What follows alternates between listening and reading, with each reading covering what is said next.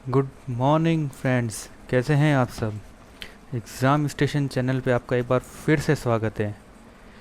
तो उम्मीद है आप सब लोग अच्छे ही होंगे। तो दोस्तों, पहली बात तो ये, आप इस चैनल के वीडियो को देखने के लिए टाइम टू टाइम देखने के लिए इसको सब्सक्राइब कर दें यार, और उस बेल आइकन को भी दबाएं जिसमें आपको जो वीडियो आ रहा है उसको नोटिफिकेशन मिलता रहे। ठीक है। अब क्या है, वीडियो तो बना देते हैं, फिर वो प्ले लिस्ट में नोटिफिकेशन किसी को मिलता है किसी को नहीं मिलता। तो इसके लिए आप प्लीज़ ये नोटिफिकेशन के लिए करते रहें। ठीक है। तो दोस्तों, अपन एक चैप्टर तो अपन पढ़ ही चुके हैं अपना, फिजिक्स का। ठीक है। जिसमें आपने आपको यूनिट एंड मेज़रमेंट पढ़ाया था, जिसमें आपको बेसिक जो भी ऐसा यूनिट्स होती है, जो भी आपके जो मेज़रमेंट होता है, जो भी मतलब जो मतलब आपको जो यूनिट्स बताई थी कि भाई यूनिट से आपको कैसे डायमेंशन निकालना है, वहाँ से कैसे क्वेश्चन बनते हैं, वो सब मैं आपको बता चुका हूँ। ठीक है। तो अब होगा क्या कि भाई आप अपन ABCD तो चालू कर चुके हैं। ठीक है। तो अब अपन चालू करेंगे सेंटेंस, जिसका नाम है अपना ऑप्टिक्स। ठीक है।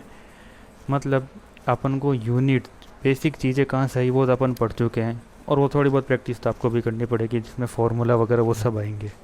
तो वो सब अब अपन पढ़ चुके हैं, तो अब इसको अपन थोड़ा आगे खिसकाते हैं। तो अपना जो सबसे इम्पोर्टेंट टॉपिक है, जिससे सबसे ज़्यादा क्वेश्चन पूछे जाते हैं, वो है ऑप्टिक्स। तो ऑप्टिक्स भी अपने दो पार्ट में डिवाइड होती है भैया। एक तो होती है रे ऑप्टिक्स और दूसरी होती है वेव ऑप्टिक्स।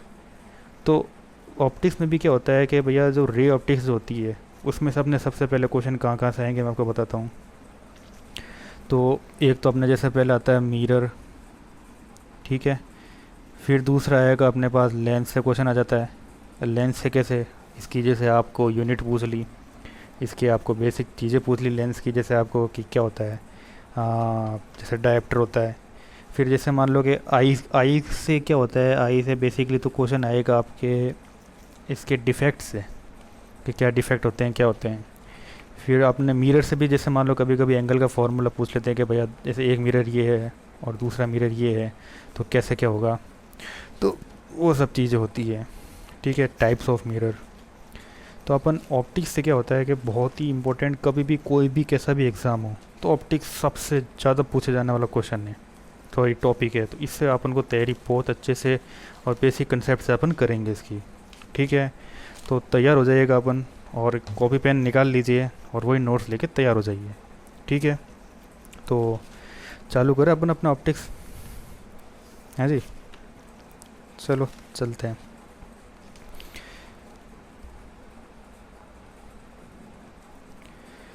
तो भैया ये आ गया अपना ऑप्टिक्स के अंदर। तो सबसे पहले रे ऑप्टिक्स खुद होती क्या है। तो जैसे कि अपन ने उस टाइम फिजिक्स की डेफिनेशन पढ़ी थी कि भैया फिजिक्स कुछ नहीं होता है, हाउ एंड वाई। तो ये सब चीज़ें पढ़ने के लिए अपन ऑप्टिक्स के बारे में पूछेंगे, ऑप्टिक्स खुद क्या करती है। तो ऑप्टिक्स करती है the branch of science which deal with the study of light. ठीक है। यानी विज्ञान की वह शाखा जो प्रकाश के अध्ययन से संबंधित है। तो भैया अपन ने वो चीज़ तो पढ़ ली कि भैया लाइट से संबंधित कोई चीज़ है, उसकी ब्रांच है, उसको अपन रे ऑप्टिक्स कहते हैं। तो पता पड़ना चाहिए लाइट क्या होता है भैया। तो लाइट खुद क्या होता है कि अपन को कोई भी चीज़ दिखती है। ठीक है।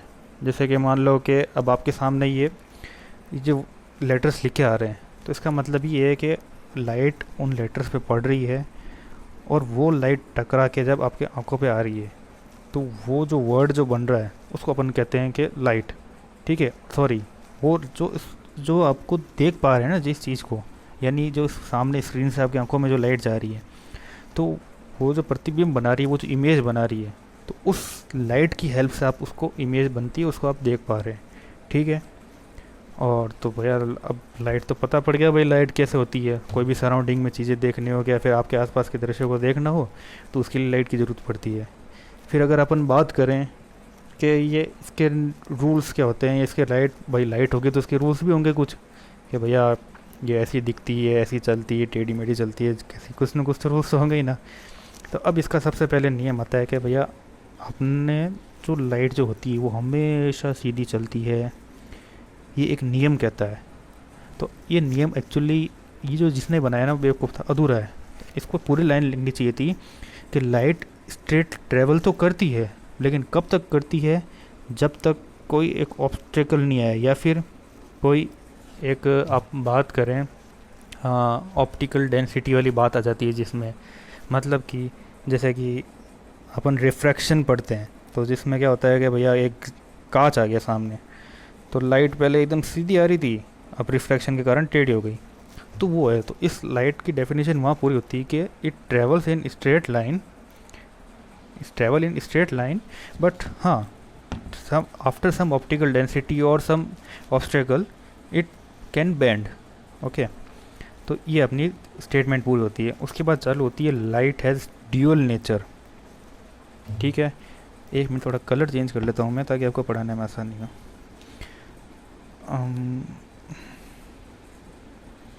Okay, thank you. तो इसमें बताते हैं कि लाइट है ड्यूअल नेचर। पहला तो होता है पार्टिकल और दूसरा होगा वेव। तो एक्चुअली होता क्या है कि अपन जब लाइट को, अपन जैसे अपन ने पढ़ा था कि लाइट के ड्यूअल नेचर होते हैं। ठीक है, एक तो होता है पार्टिकल और एक वेव।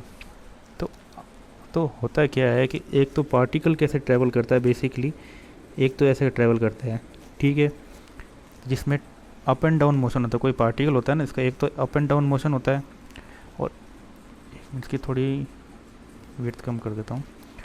हाँ, तो एक तो क्या होगा, कोई पार्टिकल होगा उसका अप एंड डाउन मोशन होगा, और एक कोई पार्टिकल होगा जिसके आगे पीछे मोशन होता है, जिसको अपन कंप्रेशन और रेयरफैक्शन कहते हैं। ठीक है, तो अब जैसे क्या रहता है कि अब जो लाइट होती है इसके दोनों नेचर होते हैं, पार्टिकल भी होता है और वेव भी होता है। तो ये होता है। ठीक है, उसके बाद अपन बात करें कि भाई पार्टिकल्स होते हैं, तो ये पार्टिकल की थ्योरी किसने दी थी? सबसे पहले इसाक न्यूटन ने दी थी। ठीक है, इसाक न्यूटन ऐसा था जिसने अपनों कॉर्स्पोरस थ्योरी दी थी। ठीक है, यानी इसाक न्यूटन था जिसने आपको कॉर्पस्कुलर सिद्धांत दिया था, जिसमें कि एग्जांपल होता है रिफ्रैक्शन या रिफ्लेक्शन। ठीक है, तो कॉर्पस्कुलर थ्योरी ये रिफ्लेक्शन तो यही कहती है कि भैया, जिसमें बाकी तो लाइट के बारे में तो किसी ने बता दिया, ठीक है, लेकिन रिफ्लेक्शन और रिफ्रैक्शन वाली जो थ्योरी होती है और जो भी इसके फिनोमिनन्स होते हैं लाइट के, वो अपने इसाक न्यूटन ने दिए थे। ठीक है, उसके बाद अपन बात, तो पार्टिकल्स तो अपने इसाक न्यूटन की बात आ गई, लेकिन अब वेव की बात करें तो वेव अपन ने, जिसमें अपन वो साउंड और स्लिट और वो पढ़ता है ना, जिसमें सिंगल स्लिट और डबल स्लिट एक्सपेरिमेंट 12वीं में भी आपने किया होगा। ठीक है, तो वो सब चीज़ें चलती है अपने इसमें हाइजीन्स के बारे। तो हाइजीन्स ऐसा था जिसने आपको वेव के बारे, यानी लहर सिद्धांत के बारे में बताया था। अब उसमें कि जैसे देखो, ये आपके बात आ गई ना 12th में, अगर आपने पढ़ी हो, याद आ रहा आपको, जैसे प्रवेश, विक्षेप, ध्रुवीकरण, यानी पोलराइजेशन होता था लाइट का, डिफ्रैक्शन होता है, इंटरफेरेंस होता है, जिसमें अपन 12वीं में पढ़ी सके। ये सब चीज़ें एग्जाम्पल होती है वेव के। ठीक है, चले आगे अपन, चलिए वीर जवानों चलते हैं आगे। उसके बाद अपन बात करें कि लाइट है क्या। तो एक्चुअली क्या होता है कि 2 तरह की वेव्स होती है। ठीक है, अभी जैसे मैंने आपको बताया था, एक तो जैसे वेव्स की बात करें, एक मिनट, तो एक तो होती है ईएम वेव्स यानी इलेक्ट्रोमैग्नेटिक वेव्स, और एक होती है मैकेनिकल वेव्स। ठीक है, तो जब अपन साउंड पढ़ेंगे ना, तो साउंड में अपने को ये मैकेनिकल वेव्स पढ़नी पड़ेगी। अब ईएम वेव्स के अंदर तो क्या खासियत होती है कि ये वैक्यूम में भी चल सकती है। ठीक है, इसलिए लाइट अपने इलेक्ट्रोमैग्नेटिक वेव होती है। अब क्या रहता है, वैक्यूम में साउंड तो ट्रेवल कर नहीं सकता, तो उसके लिए अपन को मैकेनिकल वेव्स पढ़ते हैं। तो जिसमें एक तो आती है ट्रांसवर्स और दूसरी आती है लॉन्गिट्यूडनल वेव्स। ठीक है, तो अब मैक्सवेल जो था, क्लार्क मैक्सवेल, उसने 1873 में बताया कि जो लाइट जो है वो ईएम वेव्स है, जो साउंड मतलब ईएम वेव्स माने जो वैक्यूम में भी ट्रेवल कर सकती है। ठीक है, तो अब उसके बाद बात आती है electromagnetic wave can travel in vacuum, ये लाइन लिखी हुई। ठीक है, यानी विद्युत चुंबकीकरण तरंगें निर्वात में यात्रा कर सकती हैं, निर्वात माने वैक्यूम में। ठीक है, अब मैक्स प्लैंक जो था उसने क्वांटम थ्योरी बताई थी, यानी light in form of bundle. तो ये जो मतलब 2 तरह की बातें कही गई थी लाइट के बारे में। एक तो जो एल्बर्ट आइंस्टीन था, उसने फोटो इलेक्ट्रिक इफेक्ट लाया। ठीक है, तो एल्बर्ट आइंस्टीन कहता है कि लाइट जो है वो स्मॉल फॉर्म ऑफ एनर्जीज में होती है, यानी पैकेट में होती है। ठीक है, और यही बात भी उससे पहले किसने कही थी? मैक्स प्लैंक ने कही थी।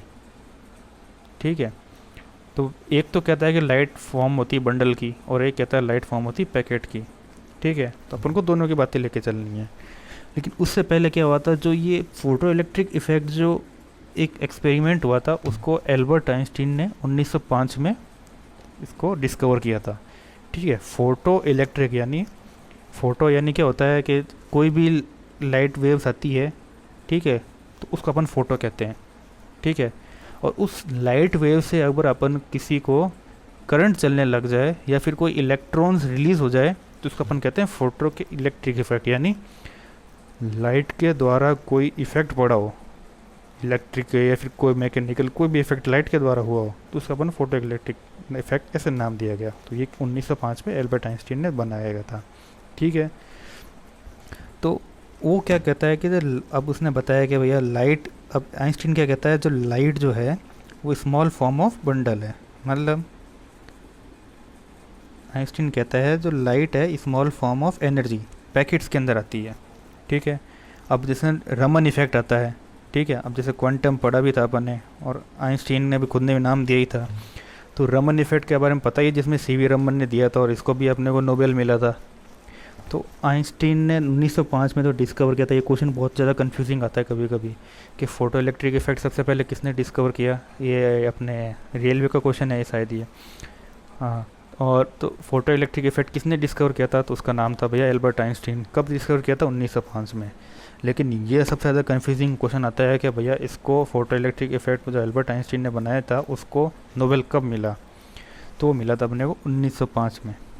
ठीक है, अब जैसे अपन फिर उसकी बात करते हैं अपन क्रोम्पटन थ्योरी, जैसे फिर अपन बात करते हैं जो कॉम्पटन इफेक्ट था वो फोटोन के बारे में, इसके बारे में फिर जो मतलब जो फोटोन जो है वो क्रोम्पटन इफेक्ट का पार्ट है। ठीक है, उसके बाद अपन बात करें फोटो इलेक्ट्रिक इफेक्ट की। तो फोटो इलेक्ट्रिक इफेक्ट का जैसे आपको बताया था कि भैया जो फोटो इलेक्ट्रिक इफेक्ट था उसको 1921 में ये अपन को नोबेल दिया गया था। ठीक है, चलें आगे। अब ये देखिए बात को, तो Einstein was awarded by Nobel prize photo electric effect in 1921। Einstein को 1921 में फोटो इलेक्ट्रिक के लिए नोबेल पुरस्कार से सम्मानित किया गया था। ठीक है, अब जो फोटो इलेक्ट्रिक इफेक्ट एक्चुअली है क्या, मैं अब आपको समझाने जा रहा हूँ। ठीक है, तो थोड़ा ध्यान से समझिएगा।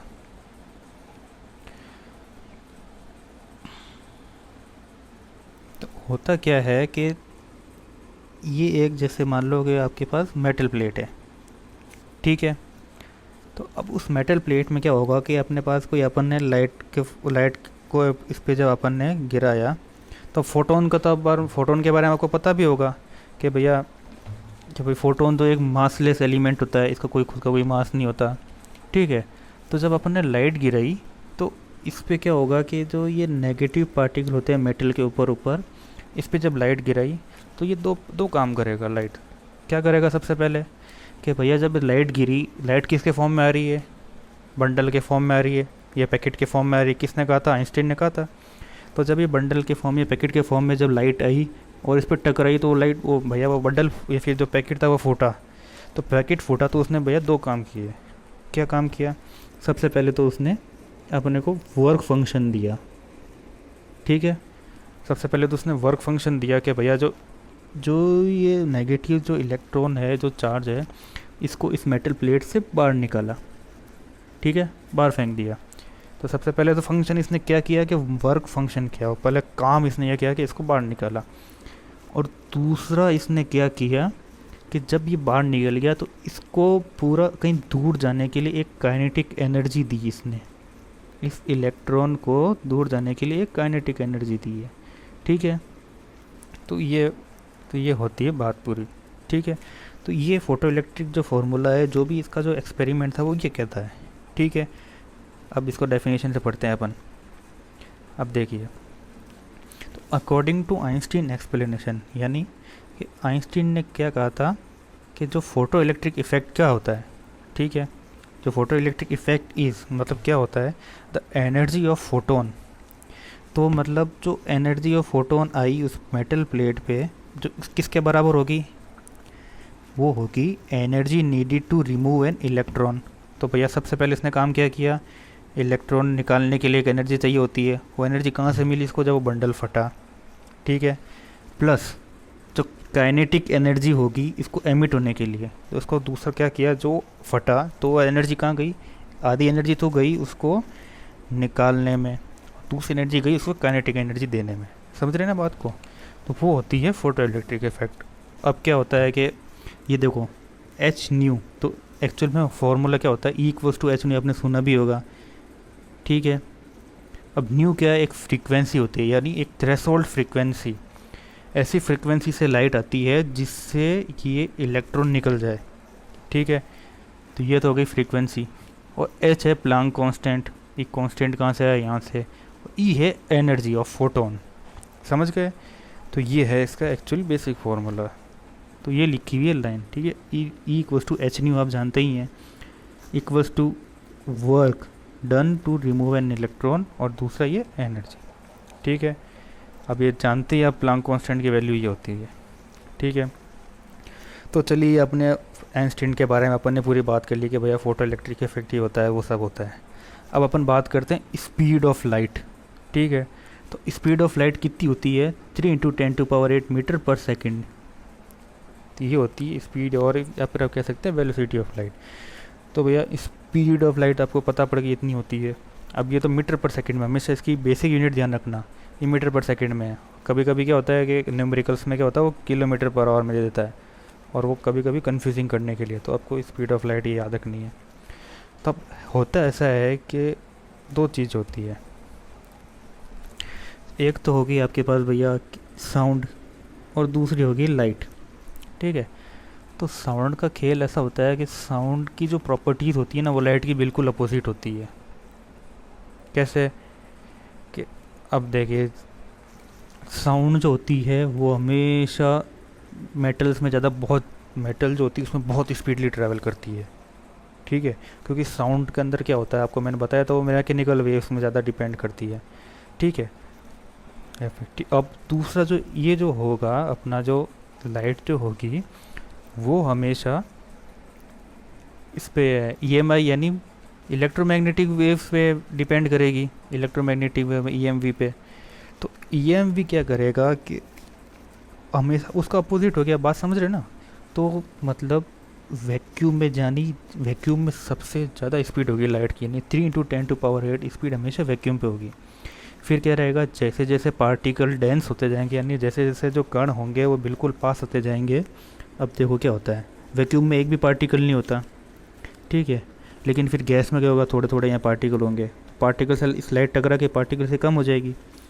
फिर लिक्विड आएगा तो पानी आएगा, तो पानी में भी अभी और लाइट थोड़ी कम हो जाएगी, स्पीड कम हो जाएगी। और सॉलिड होगा, तो सॉलिड में तो क्या होगा, बिल्कुल ही लाइट या तो ओपेक होगा, यानी मतलब थोड़ा अर्ध अर्ध क्या बोलते हैं उसको हिंदी में, एक्चुअल मुझे पता नहीं पड़ रहा, लेकिन बता देता हूँ, जिसमें आधा आधा वो दिखाई देता है, जैसे कांच बना होता है कभी कभी, तो थोड़ी सी लाइट दिखाई देती है और थोड़ी सी फिर बिल्कुल ही बाकी रुक जाती है। तो वैसे वैसे सॉलिड लिक्विड और गैस में, वैक्यूम में ऐसा सिस्टम रहता है इनका।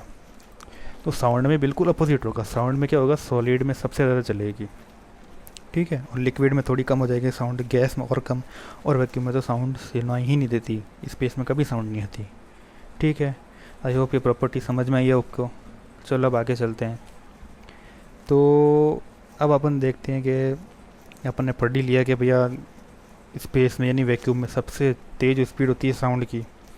अब अपन पढ़ते हैं कि जो time taken by ray of light from sun to earth, जैसे कि सॉरी ये अपना अर्थ है और ये अपना सन है, तो सन से अर्थ पे लाइट जाने के लिए कम से कम आपको 8.19 मिनट लगता है, ठीक है। अब बीच में पड़ गया मून अर्थ के बिल्कुल पास में, तो इसको यानी मून की लाइट अर्थ पे आने के लिए अपन को कितना चाहिए होता है, 1.28 सेकेंड, ठीक है।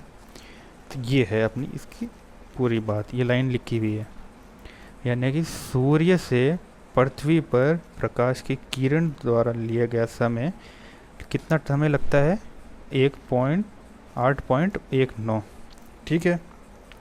और चंद्रमा से पृथ्वी तक आने पे 1.82 सेकेंड, ठीक है।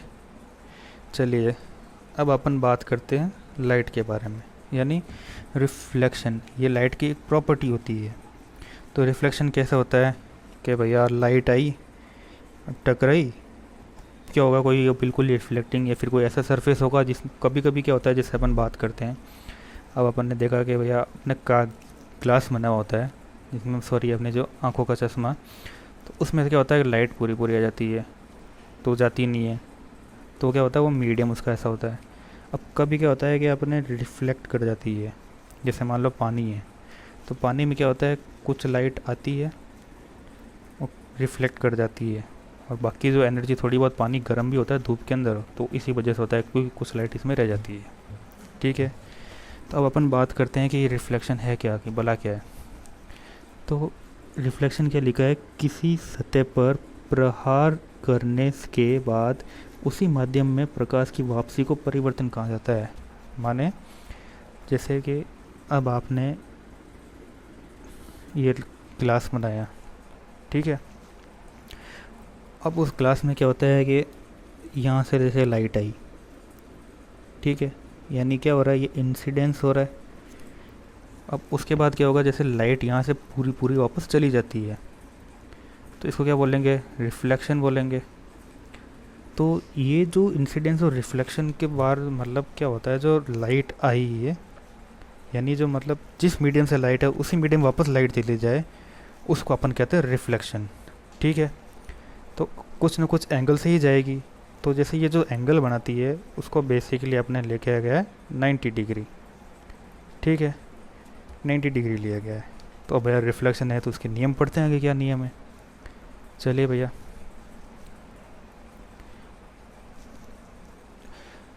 तो भैया रिफ्लेक्शन के नियम ये कहता है, जो इंसिडेंट रे, नॉर्मल और reflection ray all lie in same plane. तो आपको इंसिडेंट रे बता चुका हूँ, रिफ्लेक्शन बता चुका हूँ, अब नॉर्मल क्या बीमारी है मैं ये आपको बताता हूँ। ये इंसिडेंट, ये आपने एक ग्लास लिया, ये यहाँ से लाइट आई यानी इंसिडेंट हो गई, आ गई लाइट आई। अब ये क्या हो गया, यहाँ से जब ये वापस चली गई रिफ्लेक्ट हो गई, इसको रिफ्लेक्टेड रे कह दिया अपन। लेकिन जो इन दोनों के बीच में जो कुछ एक एंगल बना रहा है जो दोनों को बराबरी डिवाइड करता है, उसको अपन कहते हैं नॉर्मल। ठीक है, तो ये जो पार्ट है उसको अपन कहते हैं नॉर्मल। ठीक है, पहला नियम समझ में आ गया। दूसरा नियम क्या कहता है, the angle of incidence is always equal to angle of reflection. तो रिफ्लेक्शन होने के लिए क्या होना चाहिए कि ये जो एंगल ऑफ इंसिडेंस है वो हमेशा इक्वल होना चाहिए एंगल ऑफ रिफ्लेक्शन के। ठीक है, तो ये दो नियम है रिफ्लेक्शन के।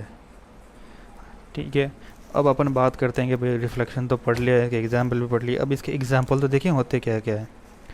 तो क्या होता है कि appearing image in the mirror. ठीक है, तो अपने क्या होता है कि मिरर अपन पढ़, जैसे मिरर है ये आपका, तो वैसे तो मिरर की प्रॉपर्टी अपन वहाँ पर पढ़ेंगे, लेकिन जैसे आपके सामने मिरर है, प्लेन मिरर है, अब आप उसके सामने खड़े हैं, ठीक है, तो अब आप कैसे दिखोगे इसमें कि भैया यहाँ से जो लाइट गई और वापस आपके सामने आई और आपके आईज ने उसको कैच किया, तो वो आपका रिफ्लेक्शन का नियम है। ठीक है, मतलब एंगल ऑफ इंसिडेंस वापस एक एंगल ऑफ, या फिर ऐसा मान लो कि कोई लाइट में आई, आप आपके पाँव को कैसे देख पाएंगे, जैसे एंगल ऑफ इंसिडेंस और वापस ये एंगल ऑफ रिफ्लेक्शन। ठीक है ना, तो ये एक एग्जांपल हो गया। उसका दूसरे बाद एग्जांपल होता है determination of colour of things, कि भैया खूब सारे कलर्स देख लिया आपने, ठीक है, और ग्लिटरिंग ऑफ प्लेनेट और सैटेलाइट। तो जैसे ग्लिटरिंग ऑफ प्लेनेट और सैटेलाइट देख लिया आपने, ये प्लेनेट सैटेलाइट। अब जैसे क्या होता है कि मून हो गया, मून क्या होता है, खुद एक नॉन इल्यूमिनेट सोर्स है, मतलब जिसकी खुद की कोई लाइट नहीं है, समझ रहे हो। अब डिटर्मिनेशन ऑफ कलर कैसे, मेरी बात मानो। अब क्या होगा, जैसे मैं आपको बताऊं, मैंने एक ब्लैक ले लिया, ब्लैक बॉडी ले ली, अब यहाँ से कोई लाइट आई, अब ब्लैक बॉडी तो आप ही जानते हो क्या करती है, लाइट एब्जॉर्ब कर लेती है, तो अब यहाँ से कोई रिफ्लेक्शन होगा ही नहीं सकता। तो ब्लैक कलर अपन को पता पड़ गया, भाई लाइट यहाँ से लाइट गई लेकिन कोई लाइट आई नहीं रही मेरे सामने वापस, तो वो ब्लैक कलर है, भाई अपन ब्लैक कलर ऐसे पहचान लिया। ठीक है, अब उसके बाद अपन बात करते हैं वाइट कलर की, तो जितनी लाइट आई उतनी की उतनी वापस आ गई भैया, तो वो वाली बात हो गई कि भाई जितनी है उतनी आ गई, तो ये वाइट कलर है। तो ये डिटर्मिनेशन ऑफ कलर हो जाते हैं लाइट के। अब white is a good reflection of light, तो वाइट जो होती है सबसे ज़्यादा रिफ्लेक्ट करती है लाइट को। तो अब होता क्या है कि कुछ एक कलर के बारे में एग्जांपल भी दे रखे हैं, जैसे हरे रंग के प्रकाश में देखने का लाल फूल काला दिखाई देता है। क्यों? देखो होता क्या है कि हरे कलर यानी, एक मिनट,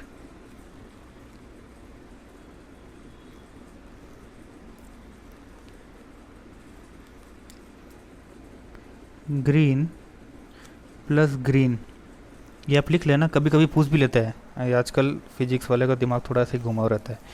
तो ग्रीन और ग्रीन कलर मिलके क्या करते हैं, रिफ्लेक्ट करते हैं। ठीक है, एक मिनट,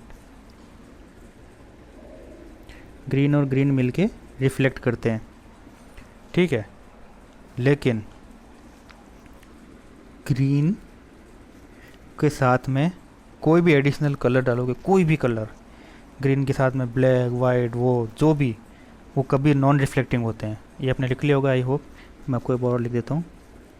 तो ग्रीन के साथ में कोई भी एनी अदर कलर,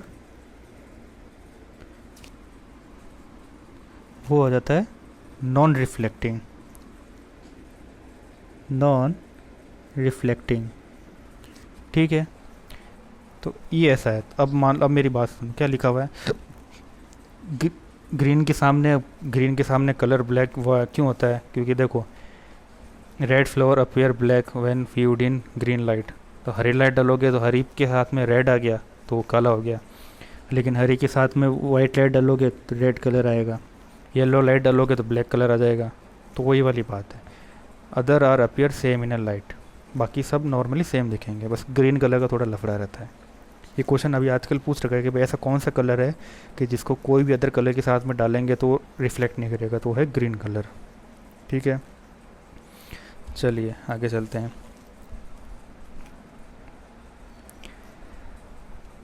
अब लाइट की पहली प्रॉपर्टी तो अपन ने अच्छे से पढ़ी, पहला फिनोमिना अच्छे से पढ़ लिया, रिफ्लेक्शन। अब अपन पढ़ते हैं रिफ्रैक्शन। ये रिफ्रैक्शन क्या होता है, तो रिफ्रैक्शन क्या लिखा है, चलो पढ़ते हैं भैया। थ्योरी क्या कहती है, the phenomena of bending of light is called reflection of light. माने प्रकाश के झुकने की घटना को प्रकाश का अपरिवर्तन कहते हैं। कैसे, कि जैसे कि ये मान लो कि भैया ये लाइट आ रही है, तो आपको जैसे मैंने आपको याद हो तो अभी मैंने आपको बोला था ऑप्टिकल डेंसिटी। ठीक है, ऑप्टिकल डेंसिटी क्यों बोला मैंने यहाँ पे रिफ्रैक्शन के अंदर, होता क्या है कि दो मीडियम होते हैं, एक मीडियम दूसरा ऑप्टिकल डेंसिटी का होगा और दूसरा मीडियम दूसरा ऑप्टिकल डेंसिटी होगा, तभी तो रिफ्रैक्शन पॉसिबल है। अगर सेम मीडियम के होंगे तो लाइट चली जाएगी, है कि नहीं। अब मैं कह रहा हूँ कि अगर अपन बात करें हवा के अंदर, तो हवा के अंदर लाइट आ रही है तो जैसे आ रही है वैसे बिना ऑब्स्टेकल सीधी से चली जाएगी, लेकिन जैसे ही आपने इसमें यहाँ पर पानी की बोतल रखी और यहाँ से देखोगे तो लाइट थोड़ी बेंडिंग दिखेगी आपको, तो वो मतलब मीडियम के चेंज, इसलिए आपको ऑब्स्टिकल डेंसिटी का यूज़ लेना पड़ेगा। ठीक है, यानी the phenomena of bending of light is called reflection by different mediums.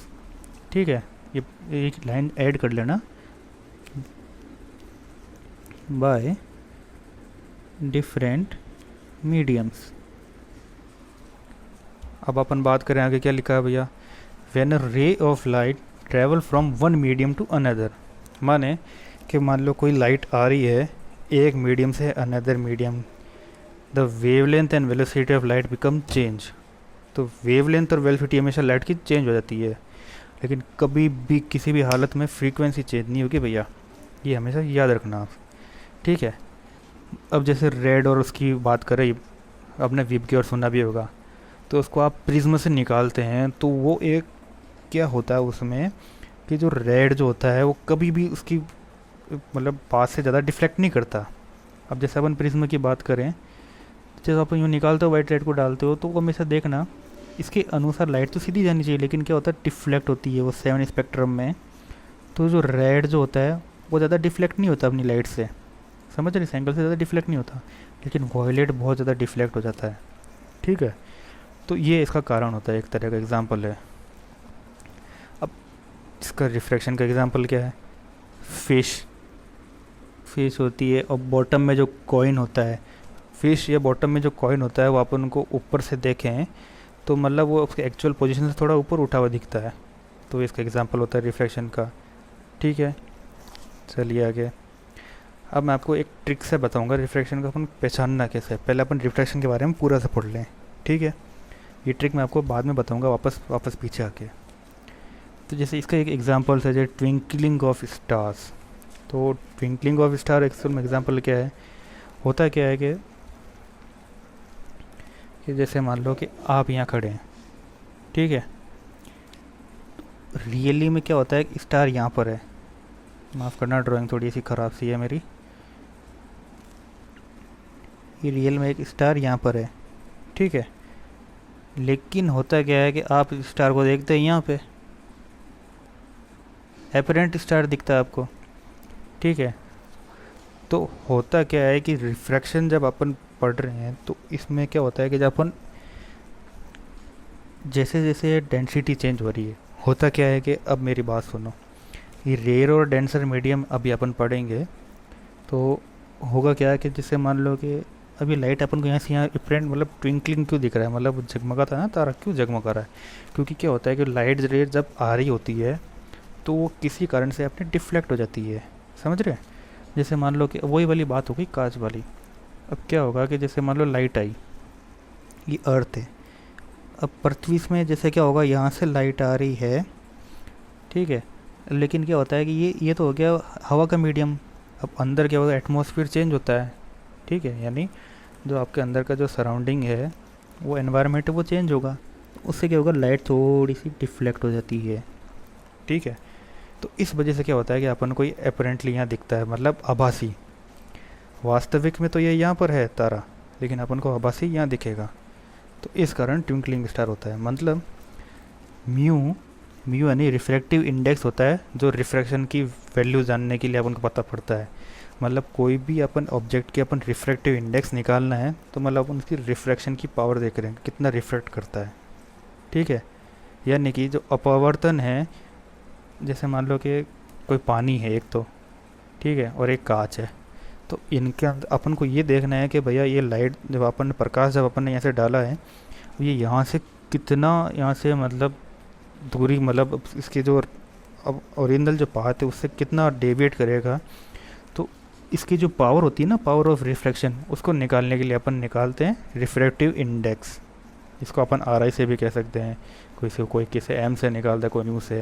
अब जिसकी जो गर्लफ्रेंड का नाम हो वो उससे डिनोट करता है चलो, तो ऐसा होता है। तो अब जैसे पानी हो गया, ये अभी ग्लास है, तो ग्लास का रिफ्रैक्टिव इंडेक्स अलग टाइप से होगा, ठीक है। तो ये होती है इसकी पार्ट। अब appearing of sun before sunrise, ठीक है। तो क्या होता है कि आप कभी कभी आप देखते हैं कि भैया सूरज आपको थोड़ा, आप सूरज के सामने वैसे तो आप देख नहीं सकते क्योंकि बहुत तेज़ रोशनी देता है, लेकिन कभी कभी आप सुबह या शाम को देखते हैं कि आप देख सकते हैं सन के सामने डायरेक्टली वो ऑरेंज सा दिखता है।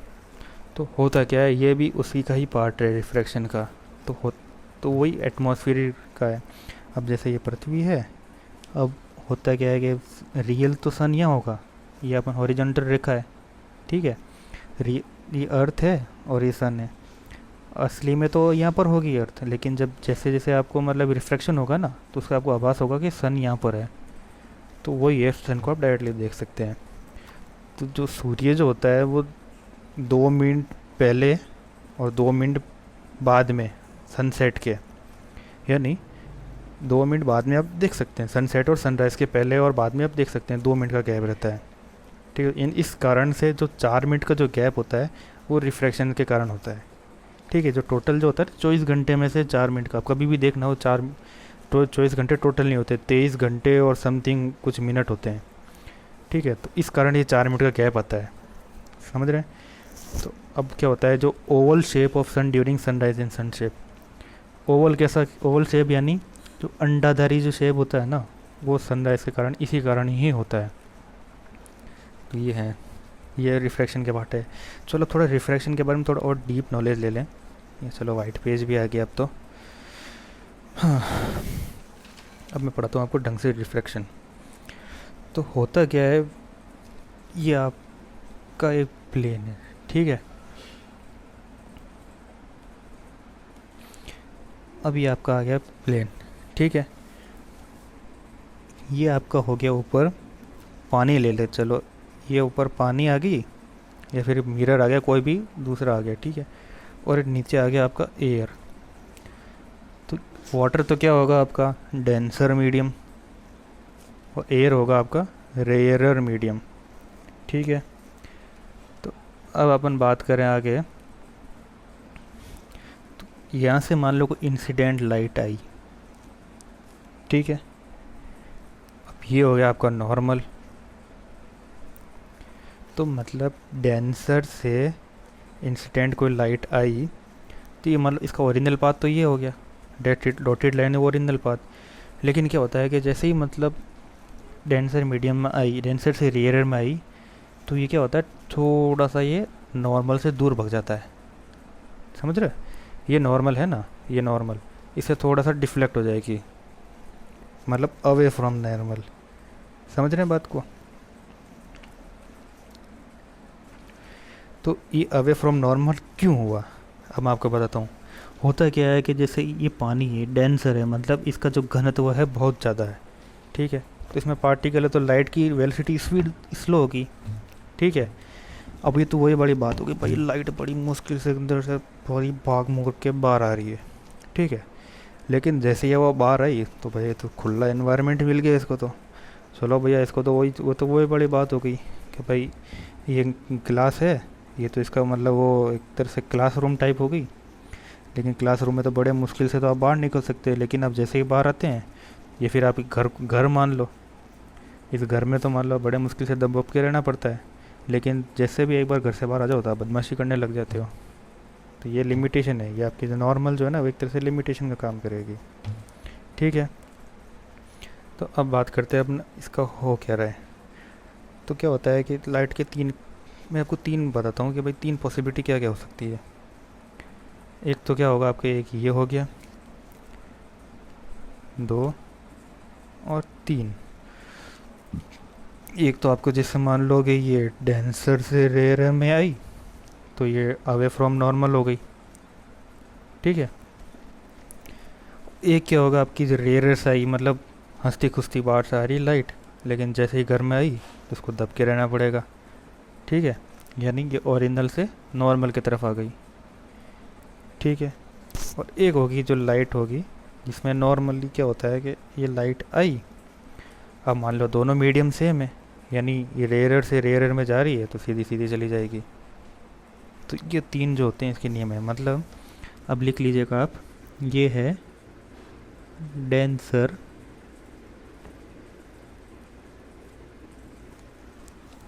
आपको मैं से बताता हूँ एक बार। ये लाइट आई और ये नॉर्मल से दूर चली गई, तो ये हो गई आपके डेंसर टू रेयरर, ठीक है। अब दूसरी में क्या हुई, ये लाइट आई, ठीक है। ये मतलब ऊपर वाला तो रेयरर हो गया, ऊपर वाला रेयरर हो गया, और जैसे ही लाइट आई ये वो नीचे डेंसर हो गया, क्योंकि लाइट की स्पीड कम हो गई, तो ये हो गई रेयरर टू डेंसर, ठीक है। तो ये इसके कुछ लॉस हैं। तो अब इसमें क्या होता है कि इसके भी नियम है कुछ, ठीक है। देखते हैं आगे कुछ क्या नियम है इसके भैया,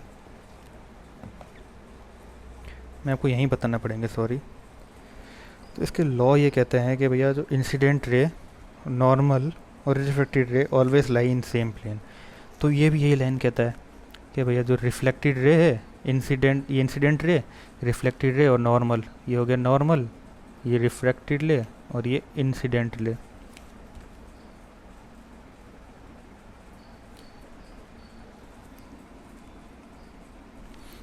इंसिडेंट रे, नॉर्मल और ये रिफ्रैक्टेड रे, तो ये बोला तीनों लाई ऑन सेम प्लेन, ठीक है। और दूसरा लॉ क्या कहता है कि जो deviation always bend toward denser medium to normal. जो डेविएशन जो होता है लाइट का,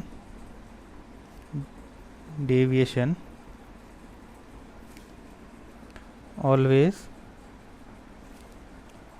bends toward denser to normal। माने कि मतलब deviation always bend toward denser to normal. Denser से नॉर्मल में कब होता है कि जैसे मान लो कि आपने लाइट लाई, ठीक है, अब ये लाइट यहाँ से आई और ये नॉर्मल डेंसर टू नॉर्मल, ठीक है। डेंसर के मतलब क्या होगा, डेंसर टू नॉर्मल मतलब जैसे ही आपकी रेयर से डेंसर में आएगी तो वो नॉर्मल की तरफ चली जाएगी। ये तो कोई, मैं आपको बता रहा हूँ ना, आपको नियम सीधी सी एक बात ध्यान रखनी है कि भैया डेंसर का मतलब क्या होता है कि इसकी डेंसिटी बहुत ज़्यादा है। तो भैया भीड़ भाड़ वाले इलाके में कोई चीज़ की स्पीड बहुत कम हो जाती है, ठीक है। अब लेकिन जैसे ही मान लो कि आप कोई खुले एरिया में आते हो तो आप स्पीड वापस तेज़ भाग सकते हो ना। तो आपको ऐसे याद रखना है, बिल्कुल कोई फालतू के अंदर थोड़ी याद रखने की ज़रूरत नहीं है। आप बस ये कंसेप्ट याद रखो, भीड़ भाड़ वाला। ये भीड़ भाड़ में हो, ये नॉर्मल है। जैसे मान लो अब यहाँ से आपकी कोई लाइट आई, आप बहुत तेज़ स्पीड से भागे आ रहे हो, लेकिन जैसे भी आप यहाँ पर आए स्पीड आपकी धीरे पड़ गई, जैसे ही बाहर आओगे तो वापस आप स्पीड बढ़ जाएगी। तो मतलब आप नॉर्मल से दूर चले गए। यानी आप जब डेंसर से रेयर में आते हो तो आप नॉर्मल से दूर जाते हो, ठीक है। और वही उल्टा हो जाता है। अब आपकी स्पीड मान लो बहुत तेज़ है, अब मान लो आप स्पीड बहुत तेज़ है, लेकिन अब आप जैसे ही मान लो आप डेंसर में जाओगे ना, यहाँ पे डेंसर में, तो आपकी स्पीड नॉर्मल से कम हो जाएगी, भीड़ के कारण कम हो गई भैया, तो आप नॉर्मल की तरफ वापस आ गए, ठीक है। तो ये चीज़ें याद रखनी है। अब इसी तरह से रिफ्रैक्टिव इंडेक्स निकालने के लिए फॉर्मूला होता है mu equals to speed of light in vacuum upon speed of light in medium, या फिर जो भी मीडियम आता है उसका। और अपन इसको म्यू को डिनोट करते हैं रिफ्रैक्टिव इंडेक्स से। तो स्पीड ऑफ लाइट सभी जानते हैं, 3 × 10⁸ मीटर पर सेकेंड अपॉन कुछ भी दे रखो आपको स्पीड ऑफ लाइट का म्यू वगैरह कुछ भी दे रखा हो तो उसे आपको यहाँ पर दे रखा होगा, उसे आपको म्यू पता पड़ जाएगा, ठीक है। तो ये आपका फॉर्मूला है, आप पॉज करके लिख लेना इसको। तो अपन एक क्वेश्चन भी कर लेते हैं, देखते हैं अगर हो पाए तो।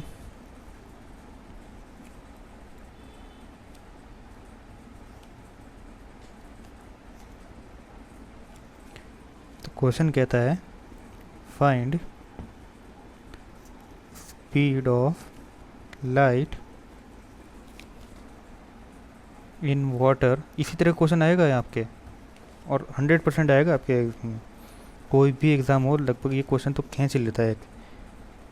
म्यू इज़ 1.33, यानी कि अब आपको पूछ रहा है कि speed of light in water of mu 1.33, यानी 1.33 किसका रिफ्रैक्टिव इंडेक्स होता है आपको याद होना चाहिए, पानी का रिफ्रैक्टिव इंडेक्स होता है, ठीक है।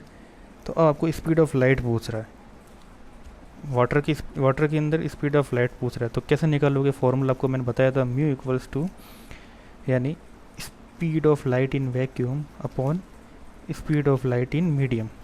अपन को ये पूछ रहा है और ये गिवन है, ठीक है। तो क्या करोगे आप, 3 × 10⁸ अपॉन 1.33। जब आपको इसको डिवाइड करोगे तो लमसम आपके आएगा 2.25, इसको लगभग ऊपर देंगे तो, और ये हो जाएगा 10⁸ हो जाएगा मीटर पर सेकंड स्पीड पूछा है। यानी अपन को ये निकालना है, अपन को इसने ये बोला speed of light of medium. तो इसी तरह के कोई क्वेश्चन आएंगे आपके, ठीक है। तो अब अपन आगे चलते हैं, क्या टॉपिक है अपना, स्कैटरिंग। तो स्कैटरिंग का मतलब होता है कि जब कोई भी आप, एक मिनट आपको बताता हूँ स्कैटरिंग ढंग से क्या होता है। कोई भी जैसे मान लो कि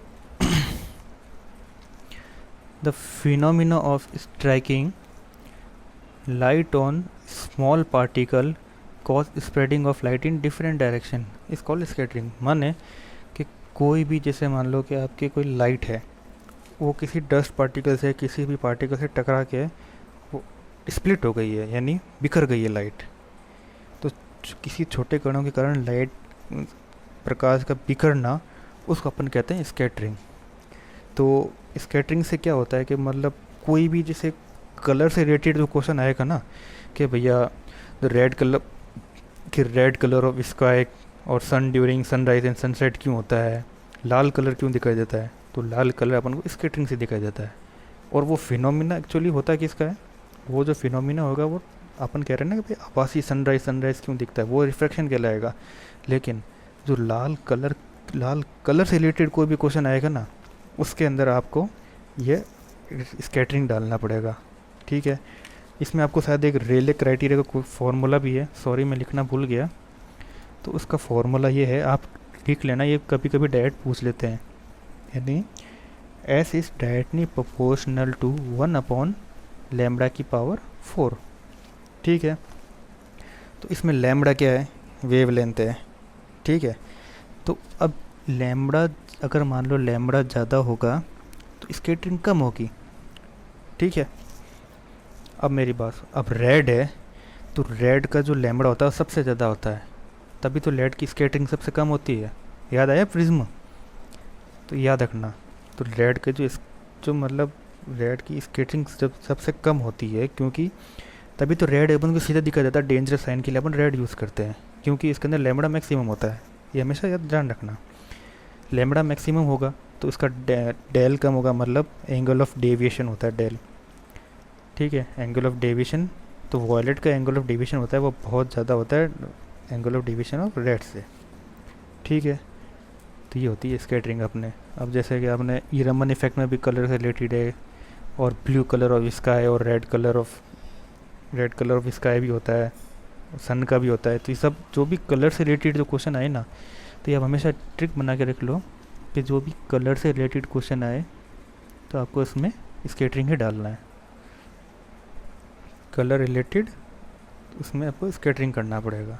ठीक है, चलो अब आपके चलते हैं टोटल इंटरनल रिफ्लेक्शन सॉरी। तो ये एक थोड़ी कंजस्टेड चीज़ है, इसको थोड़ा आराम से समझिएगा, मैं कोशिश करूँगा आपको समझाने की। ठीक है, तो वाइट पेज कहाँ गया, चलो ये रहा वाइट पेज, आपको मैं यहाँ समझाता हूँ। तो TIR के बारे में अगर अपन बात करें तो होता क्या है कि ये नॉर्मल हो गया। ठीक है, तो इसके कुछ नियम होते हैं TIR के। तो क्या नियम होते हैं कि जो एंगल जो होता है हमेशा, रिफ्रैक्टेड एंगल, वो हमेशा 90 डिग्री होना चाहिए। ठीक है, रिफ्रैक्टेड एंगल 90 डिग्री होगा, then incidence angle is called critical angle. कैसे, चलो आइए बात करते हैं। अब मैं कह रहा हूँ एक ऐसा था जिसमें आपने यहाँ से लाइट डाली, ठीक है, और ये लाइट यहाँ से रिफ्रैक्ट होके सीधी सीधी चली गई। ओके, तो थोड़ा कलर चेंज करते हैं। फिर एक डॉटेड लाइन है, इसके बाद एक एंगल से मैंने यहाँ से लाइट डाली। ठीक है, तो ये क्या कहलाएगा, ये कहलाएगा क्रिटिकल एंगल, यानी IC। यानी इस एंगल के बाद में अगर मैंने थोड़ा सा भी एंगल बढ़ाया तो ये लाइट सीधी सीधी इसमें चली जाएगी। ठीक है, मतलब माने कि अगर मैंने थोड़ा सा भी अगर इसमें एंगल बढ़ाया, इस IC के बाद में अगर थोड़ा सा भी एंगल बढ़ाया तो वो टोटल इंटरनल रिफ्लेक्शन में चला जाएगा। तो इसकी कंडीशन क्या हुई, when angle R equals to 90 degree, मतलब जो एंगल R है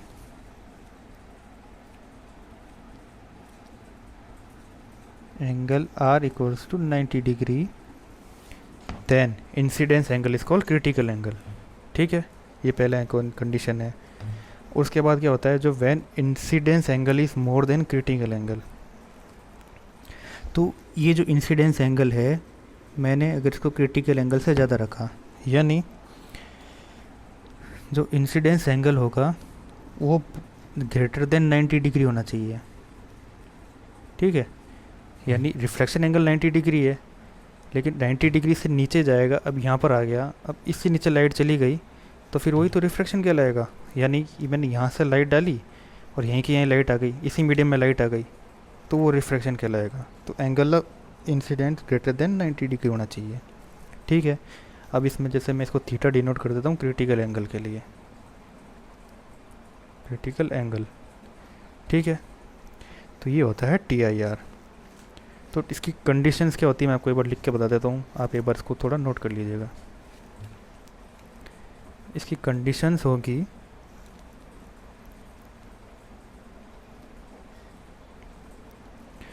कि जो ray of light enter from denser to rare, मतलब जो लाइट जो है, ये जो लाइट है हमेशा, जैसे मान लो ये पानी है नीचे, या पूरा पानी है, ठीक है, तो ये जो लाइट जो है वो हमेशा डेंसर टू रेयर में जानी चाहिए, यानी डेंसर से रेयर में जानी चाहिए। ठीक है, तभी अगर मान लो इस एंगल के बाद में क्या होगा, लाइट यहाँ आ जाएगी कुछ एंगल के बाद में, जैसे मान लो ये क्रिटिकल एंगल ये है, ठीक है, और इसके बाद में ये लाइट मान लो यहाँ आ जाती है, ये एंगल ये जो कहता है ना, वो जो एंगल कहता है क्रिटिकल एंगल। अगर मान लो इस क्रिटिकल एंगल के बाद में इस एंगल से लाइट डालूंगा ना, तो सीधी सी लाइट इसी डेंस मीडियम में आ जाएगी वापस। तो मेरे कहने का मतलब ये था कि अगर किसी एंगल के बाद में अगर लाइट को मोड़ देते हैं उसी एंगल में आ जाती है। ठीक है, तो आपको कंडीशन याद रखनी है, क्वेश्चन कंडीशन पे पूछते हैं कि कंडीशन क्या क्या होती है। जो इंसिडेंस एंगल जो होता है,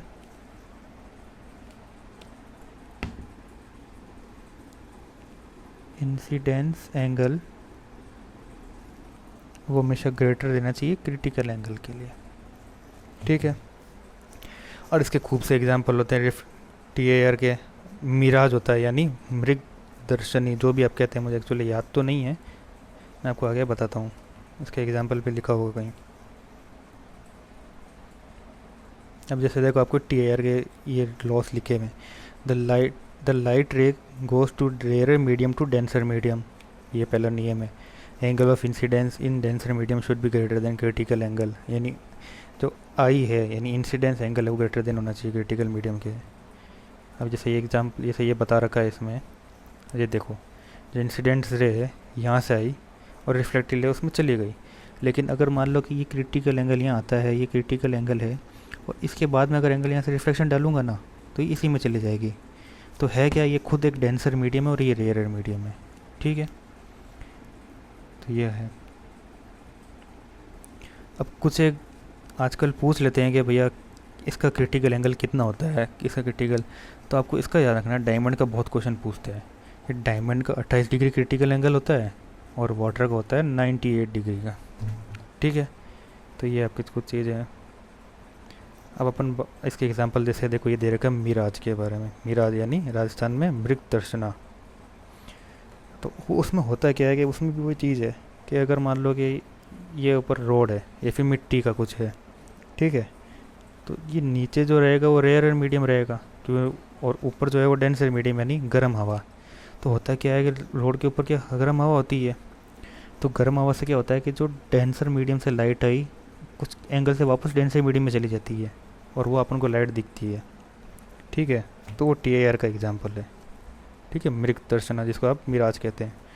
ऑप्टिकल फाइबर है, तो ऑप्टिकल फाइबर का क्या क्वेश्चन बनता है अभी आजकल कि ऑप्टिकल फाइबर एक्चुअली बनाया किसने, तो इसका नाम आप लिख लेगा नरेंद्र सिंह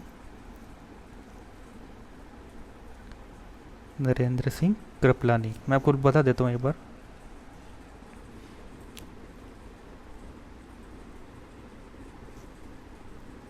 नरेंद्र सिंह कपानी, इन्होंने ऑप्टिकल फाइबर का डिस्कवर किया था। ठीक है, तो इसके अंदर भी जैसे एंडोस्कोपी वगैरह भी होती है। एंडोस्कोपी में होता क्या है कि जैसे मान लो ये ऑप्टिकल फाइबर के बारे में पहले प्रिंसिपल बता देता हूँ आपको। ऑप्टिकल फाइबर खुद क्या होता है, तो जिसमें क्या होता है एक एंगल से अपन लाइट डालते हैं, लेकिन फिर क्या होता है वो रिफ्लेक्टेड अंदर ही अंदर रिफ्लेक्ट होने लग जाती है और लॉसलेस डाटा सीधा सीधा पहुँच जाता है। अब जैसे आपको एंडोस्कोपी होती है मेडिकल साइंस में, तो एंडोस्कोपी में क्या होता है, एंडोस्कोपी होती है। तो एंडोस का मतलब क्या होता है, एन मतलब इन और स्कोपी मतलब सी, यानी अब अपन शरीर के अंदर जो एंडोस्कोपी करते हैं तो उसके अंदर अपन को इंटरनल ऑर्गन के एग्जामिन करने के लिए कुछ जो चीज़ देखते हैं वो उसके अंदर अपने को ये TIR काम आता है, ठीक है। और कम्युनिकेशन टेक्नोलॉजी में भी काम आता है, जैसे मान लो ये आजकल जियो फाइबर है, तो फाइबर एक्चुअल होता है कि ऑप्टिकल फाइबर ही है वो, ठीक है। अब अपन बात करते हैं डिस्पर्सन के बारे में। डिस्पर्सन क्या होता है, यानी फैलाव। तो फैलाव क्या होता है, जो splitting of white light into 7 different colour. जैसे एक प्रिज्म के बारे में अब अपने बात है कि प्रिज्म की, भैया बहुत लोग खुश हो रहे होंगे प्रिज्म आ गया। तो ये प्रिज्म आया, ये लाइट है गई भैया सफ़ेद सी। तो ये लाइट एक्चुअल में जानी तो सीधी सीधी सीधी चाहिए थी, लेकिन होता क्या है कि ये इसको मज़ा आ जाता है, ये कहेगा नहीं मैं तो रुकूंगी, तो इसे कोई रिश्तेदार मिल जाते हैं, इस कारण ये लाइट रुक जाती है थोड़ी। तो ये आ गई लाल लाइट, ठीक है, और ये हो गई आपके ब्लू वायलेट लाइट, ठीक है। तो ये आपके हो गई रेड और ये हो गए आपके वायलेट। तो रिश्तेदार मिलने के कारण इसको क्या होता है, जो लाइट जो है वो थोड़ी रुक जाती है, ठीक है। तो क्यों रुकी भाई, आपको मैंने बताया था, जो इसका जो लैम्बडा होता है वो मैक्सिमम होता है और इसका लैम्बडा मिनिमम होता है। और इसके अपोजिट क्या होता है, जो ये जो एंगल जो डेविएशन होता है रेड का कम होता है, तभी रेड को अपन डेंजरस साइन के लिए यूज़ करते हैं और वायलेट को अपन सबसे कम साइन, मतलब सबसे कम ही यूज़ करते हैं वायलेट को। और स्केटर्ड होता भी है ब्लू कलर, ब्लू कलर के अंदर सबसे कम लैम्बडा होता है, तभी ब्लू बहुत ज़्यादा स्केटर हो जाता है, तभी स्काई का कलर अपन को ब्लू दिखाई देता है, ठीक है। चलिए अब बात करते हैं आगे कि विजिबल स्पेक्ट्रम होता है, जिसको आप विबग्योर से नाम से जानते हैं। तो ये इसके रिफ्रैक्शन पे ही काम करता है स्प्लिटिंग, ठीक है। ये रिफ्रैक्शन हो रहा है ना ये इसका 7 कलर में, तो इसकी जो प्रिंसिपल है वो रिफ्रैक्शन ही रहता है। अब जैसे अपन बात करें विजिबल स्पेक्ट्रम, जो 400 नैनोमीटर 700 नैनोमीटर, ये पूछा हुआ भी क्वेश्चन गया है अभी, ठीक है। तो ये SSC में भी पूछा गया है कि भाई विजिबल स्पेक्ट्रम की कितने से कितने बीच में होती है, जो 400 से 700 के बीच में होती है। और इसको अपन विजिबल स्पेक्ट्रम डिस्कवर किसने किया था, इसाक न्यूटन ने। तो ये जो बाकी जो स्पेक्ट्रम है जो भी अपन पढ़ेंगे अपन वो फ्रीक्वेंसी वगैरह, तो उसमें आपको मैं अच्छे से पढ़ाऊँगा, जिसमें वेव लेंथ वगैरह क्रेस्ट कर्व जो भी होता है वहाँ से क्वेश्चन बनेंगे, वो आपको अच्छे से पढ़ाऊँगा। तो डिस्पर्सन के बारे में आपको इतना ही ध्यान रखना है। फिर अपन बात करते हैं कलर्स के बारे में कि भाई प्राइमरी कलर क्या होता है, रेड। तो कलर में भी बेसिकली 3 तरह के कलर होते हैं, एक तो होता है प्राइमरी, दूसरा होता है सेकेंडरी और तीसरा होता है कम्प्लीमेंट्री। तो प्राइमरी कलर क्या होता है कि भैया जो बिल्कुल प्राइमरी सिर्फ 3 कलर होते हैं, जिसको मिक्स करने के बाद उन तीनों को कितना भी मिक्स कर दो कोई कलर नहीं बनेगा दूसरा, यानी which are not formed by mixing of other colour. यानी कोई भी और कलर बनाओगे तो इसमें से ये 3 कलर आपको कभी नहीं मिलेंगे, ब्लू ग्रीन और रेड, ठीक है। फिर आते हैं जैसे टीवी है, टीवी हो गया, या फिर आपके लैपटॉप की LCD हो गई, तो उसमें क्या होता है, टीवी आपको देखा होगा आपने, उसमें लिखा होता है RGB, ठीक है। तो इसका एग्जांपल है टीवी। फिर अपन बात करते हैं भैया सेकेंडरी की, तो उसमें लिखा हुआ है formed by mixing of primary, यानी सेकेंडरी कलर कैसे बनते हैं, जिसमें ये जो 3 कलर मिलके आपको जो एक कलर बनाते हैं, यानी जैसे अब जैसे रेड और ग्रीन मिलके येलो बना दिया इन्होंने, ठीक है। ये एग्जांपल है, मैं एक तरह से एग्जांपल बना रहा हूँ। यानी प्राइमरी कलर को मिलके colour produce by mixing 2 additive primary colour in equal proportion, यानी बराबर प्रोपोर्शन में लोगे 50-50% के रेशियो में, तो वो एक नया कलर बनता है, ठीक है। फिर अपने बात करते हैं आगे कॉम्प्लीमेंट्री कलर। कॉम्प्लीमेंट्री कलर क्या होगा, the colour when combined with other colours gives white colour. मतलब कि कोई भी 2 ऐसे कलर को मिला दो, प्राइमरी और सेकेंडरी कोई भी कलर हो, उनको दोनों को मिला दो और तीसरा यानी कोई कलर मिले, वाइट कलर मिले, तो उसको अपन कहेंगे कम्प्लीमेंट्री कलर। और उसमें क्या होता है, कम से कम एक प्राइमरी कलर तो होना ही चाहिए।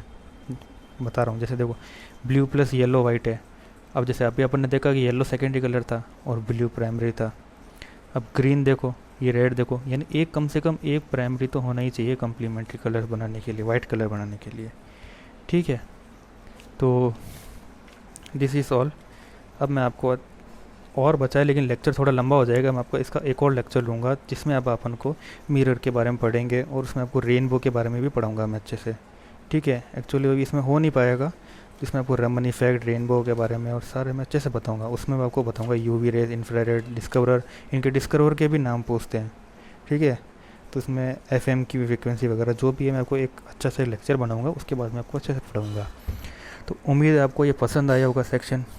तो ये आप पसंद आए तो साला लाइक एंड कमेंट ठोको यार। अब इससे क्या आपको प्रेरणा मिलेगी, प्रेरणा से बहुत को खुशी मिली। चलो भैया, किसी की तो होगी वो, लेकिन मुझे प्रेरणा नहीं चाहिए, मुझे इंस्पिरेशन चाहिए। ठीक है, तो धन्यवाद, थैंक यू। और हमेशा याद रखना, स्मार्ट स्टडी करनी है। जो क्वेश्चन आ रहा है, जो टॉपिक आ रहा है, वही पढ़ना है। कोई फालतू चीज़ें उठा के नहीं पढ़नी है। ठीक है, चलो, आई होप आपको सक्सेस ज़रूर मिले, मैं दुआ करूँगा आपसे। Thank you very much.